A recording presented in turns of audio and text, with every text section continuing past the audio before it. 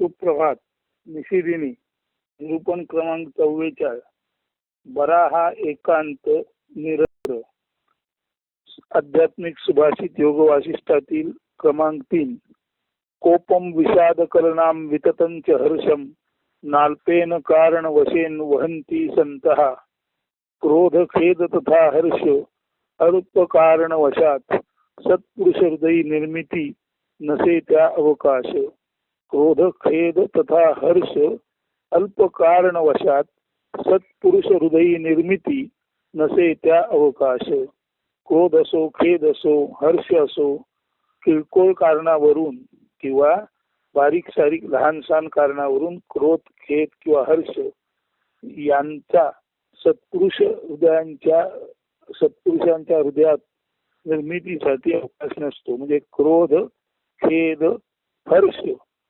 यासारखे गुणदोष किंवा यासारख्या भावना लहान सहान कारणावरून सत्पुरुषांच्या हृदयात निर्माण होतील असे म्हणावे तर सत्पुरुषांच्या हृदयात त्यासाठी अवकाश म्हणजे जागाच नसते. म्हणजे लहान सहान कारणावरून क्रोध खेद हर्ष सत्पुरुषांच्या हृदयात निर्माण होत नाही.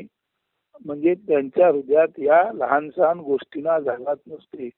क्रोध खेद तथा हर्ष लहान सहान कारणावरून निर्माण व्हावा असा अवकाश सत्पुरुषांच्या हृदयात नसतोच. म्हणजे सत्पुरुषांच्या हृदयात याला स्थानच नसते. सरळ अर्थ सत्पुरुष किंवा सज्जन माणसांच्या हृदयात अल्प स्वल्प किंवा किरकोळ कारणांच्या निमित्ताने क्रोध खेद किंवा हर्षाची निर्मिती होत नाही. येथे सांगायचे हे आहे की सज्जन लोक नेहमीच स्वसंगतीत आत्मसंगतीत आत्मज्ञान आत्मविद्या यांच्यामध्ये देहभानातीत झालेले असतात. मायावी जगाचा विसर पडलेले आणि दृश्य जगाबाबत उदासीन असलेले खरे तर पृथ्वीवर असूनही आपल्या उन्मनी भावावस्थेत पृथ्वीपासून काहीसे उंचीवर राहून म्हणजे उदासीन भावात राहून तिथून स्थितप्रज्ञतेने अक्रिय साक्षीत्वात पंचज्ञानेंद्रिये आपल्या आत्मभावात किंवा वैश्विक प्रेमात ज्यांनी नष्टच केली आहेत अशा अतिअद्भुत अतर्क्य स्थितीत हे सज्जन लोक असतात. त्यायोगे त्यांच्या मनाचे अमन साधारण बुद्धीचे द्रष्ट्या प्रज्ञेत आणि हृदयाचे वैश्विक हृदयात परिवर्तन झालेले असते. अशा विराट हृदयी सज्जन संतांना नेहमीच्या नाशिवंत जग व तितक्याच नाशिवंत जगत व्यवहाराशी खरे तर काहीच देणे घेणे नसते. या वेड्या जगातील वेड्या क्षुद्र गोष्टीत रममाण होऊन इच्छा लंपट लालची जीवन जगणाऱ्या माणसांबद्दल व त्यांच्या अज्ञानमूलक कर्मांबद्दल त्यांना क्रोध खेद माया सुख दुःख वाटण्याचा काहीच संभव नसतो. उलट पक्षी त्यांच्या हृदयात बुडती हे जण पाहावे ना डोळा असा मातृकरुणा भाव अशा जगाबद्दल असतो. ते या जगातले खरे पण जिवंतपणीच या जगाबाहेरील देव व दैवी जगातील प्रेम करुणेचे कृपाळू दयाळू प्रेषित असतात. ते तुमच्या आमच्यासारखे या विकारी जगातील विकारी भावभावनांचे बळी होऊ शकत नाही.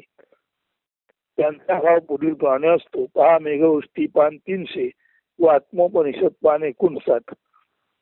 बरा हा एकांत निरंतर नाही आता काही उरली स्यास स्वरूपी निवास निरंतर देणे घेणे आता तुम्हा आम्हा नाही कैवल्यात राही निरंतर प्रीती भीती नाही राग अनुराग संपे क्षीण भाग निरंतर येणे जाणे आता उरलेची नाही सर्वस्व मी पाही निरंतर बोल सारे आता सर्वस्वी कुंटले शून्य मौन जन्मले निरंतर संत तोची संत साधुवा निवांत बरा हा एकांत निरंतर सर्वस्व मी पाही म्हणजे सर्वांमध्ये स्वला पाहतात आणि स्वमध्ये सर्व पाहतात. सर्व जग जे स्वतःमध्ये पाहतात आणि आपणच जग आहोत अशा भावाने जे जगाकडे पाहतात अशा सर्वस्व पाहणाऱ्या संतांना जगातील इष्टनिष्ठ हर्षमर्ष खेद सुख दुःख याबाबत वेगळेपणा वाटण्याचं कारणच नाही.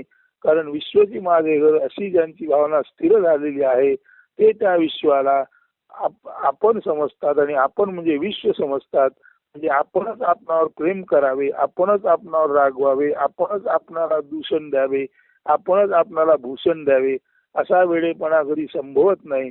जे काही आहेत ते आपणच आहोत असं असल्यामुळे केवळ आत्मीयतेमध्ये म्हणजे वैश्विक प्रेमामध्ये जे दंग असतात असे हे खराखुरा एकांत म्हणजे एकाच आई अंत साधून पूर्णावस्थेला पोचलेले संत असतात. त्यांच्या दृष्टीने अल्प स्वल्प कारणवशात क्रोध खेद हर्ष यांची निर्मिती साधू हृदयात होणे शक्य नाही. त्याचे कारण साधू अमनी परमशांत म्हणजे मनाचा क्षय लोप साधून आत्मप्रेमात बरा हा एकांत निरंतर या प्रकारे असूनी नसलेपणी नांदत असतात. म्हणून साधू असूनी नसलेपणी जे नांदतात त्यांच्या हृदयात सर्वसाधारण जनांबाबतच्या ज्या क्रिया असतात त्या सर्वसाधारण क्रियातून निर्माण होणारा अल्पस्वल्प क्रोध खेद हर्ष या प्रतिक्रिया रूपी गोष्टींचा साधू हृदयामध्ये कधी समावेश होऊच शकत नाही. कारण साधू हृदय एवढं विशाल असतं एवढं पूर्ण असतं की पूर्णामध्ये अल्पस्वल्प क्रोध खेद हर्ष अमर्ष अशा कुठल्याच किरकोळ गोष्टींना स्थान नसते. म्हणून समजून घ्या क्रोध खेद तथा हर्ष अल्प कारणवशात सत्पुरुष हृदयी निर्मिती नसे त्या अवकाश. किरकोळ कारणावरून क्रोध खेद व हर्ष यांना सत्पुरुषांच्या हृदयामध्ये अवकाश नसतो म्हणजे जागाच नसते. कारण सत्पुरुष हे सर्वात मी राही सर्व माझ्यात जी पाही असे सत्पुरुष हे आपल्या जागीच पूर्ण ब्रह्म अहम म्हणजे अहम पूर्ण ब्रह्मास्मी असे असतात. हेच या सुभाषिताच्या मागे लपलेलं रहस्य आहे. ते आपण समजून घ्यावं आणि रहस्य उद्घाटन झाल्यानंतर त्या रहस्यामध्ये आपणही गुप्त होण्याचा आपणही सर्वांमध्ये राही सर्व माझ्यात जी पाही असा सर्वस्व भाव आपणातही निर्माण होईल. अशा तऱ्हेने आपण जर कालक्रमणा केली जीवन क्रमणा केली तर निश्चितच बरा हा एकांत निरंतर यातील जो साधू आहे तो साधूने आपण खरं बोलायचं झालं तर आपण सर्वच एक विश्व साधू म्हणून आपल्यामध्ये परिवर्तन करू शकतो. धन्यवाद. अस्तु. सुप्रभात. सूरीन.